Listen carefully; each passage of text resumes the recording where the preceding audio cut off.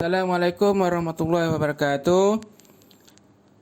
Pelajar-pelajar sekalian, pada hari ini cikgu akan lanjutkan pelajaran Asas Sains Komputer tingkatan 2 dengan bab yang kedua iaitu algoritma.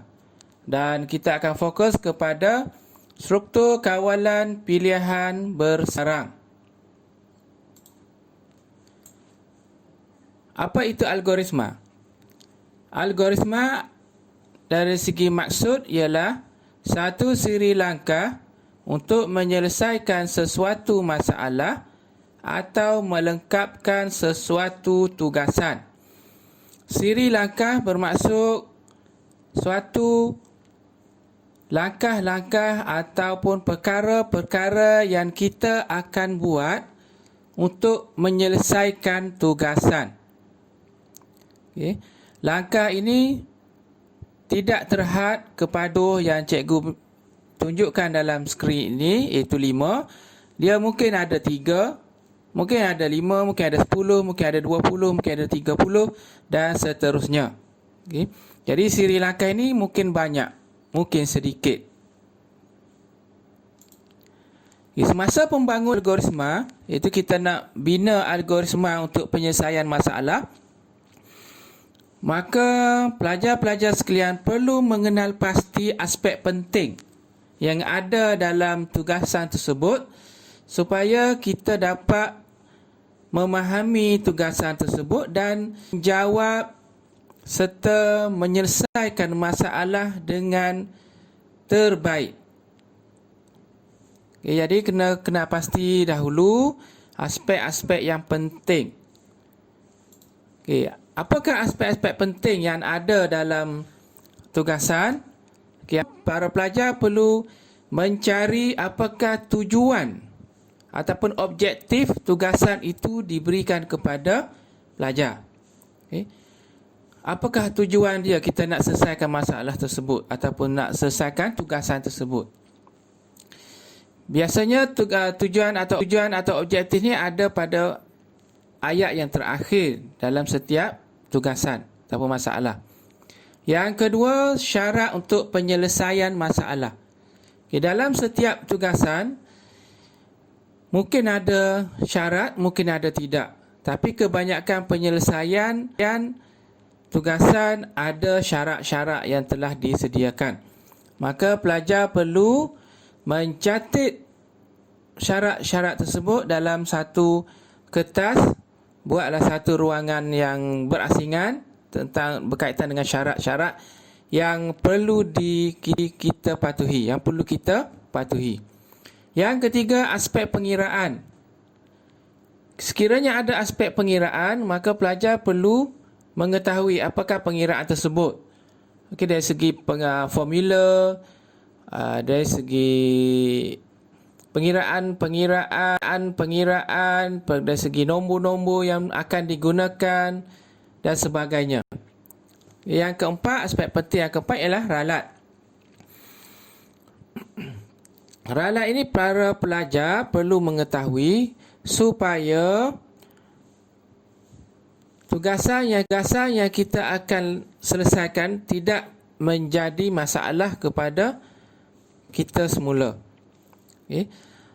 Contohnya ralat ini memang tidak dinyatakan dalam tugasan, tetapi kita kena buat andaian apakah akan berlaku sekiranya ada berlaku kesalahan dalam membuat input data. Okay. Contoh, kita ingin membuat pengiraan luas segi 4. Okay. Antara input yang diperlukan ialah panjang dan lebar. Panjang dan lebar ini bila kita nak buat mesti kita masukkan dalam bentuk nombor. Okey, maka sekiranya kita masukkan aksara, apa yang akan berlaku? Okey, di situ akan berlaku ralat. Jadi apakah kita akan uruskan ralat itu supaya sistem ataupun tugas itu tidak cacat? Okey. Okey. Jadi kita kena tahu apakah ralat yang mungkin akan berlaku. Okay. Yang kelima, input data dan jenis data.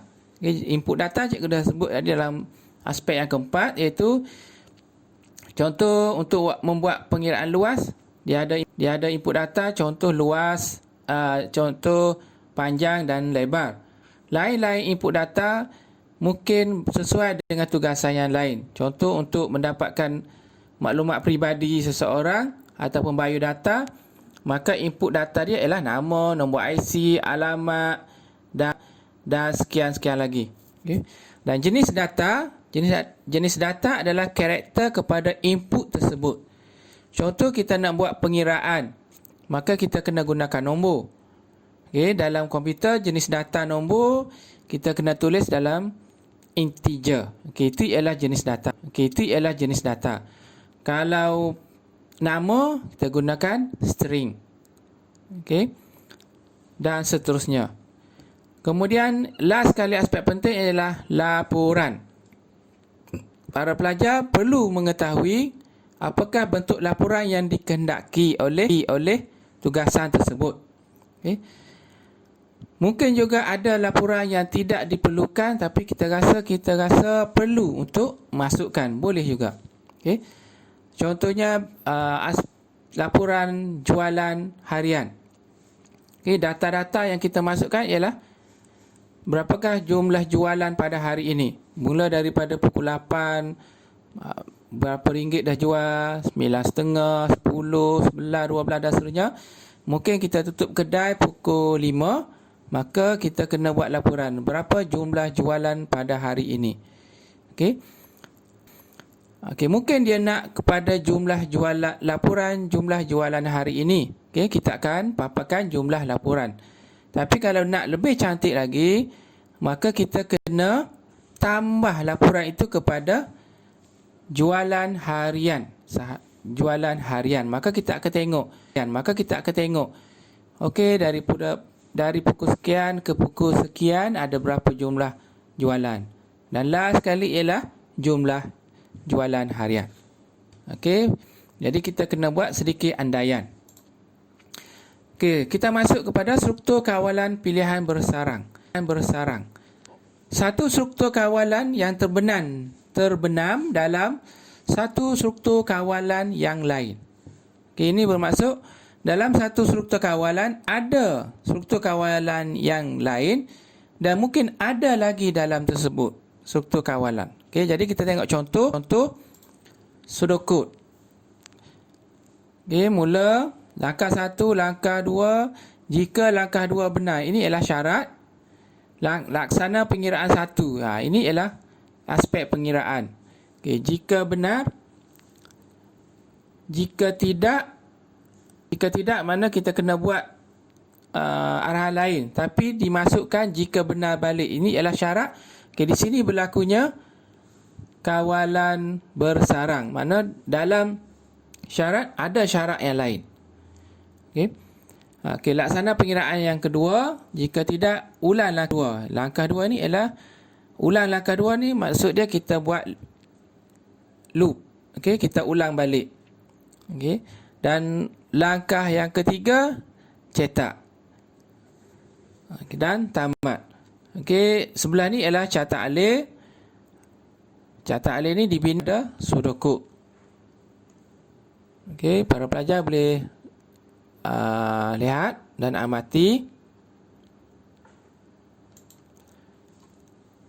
Okey, untuk uji diri, untuk mengukur tahap kefahaman pelajar dikehendaki menjawab soalan.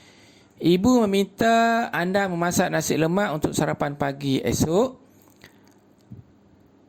Bahan sudah ibu sediakan seperti beras, santan, halia, daun pandan, bawang merah. Sila tulis suatu siri langkah dan catat alih untuk anda selesaikan tugasan ini.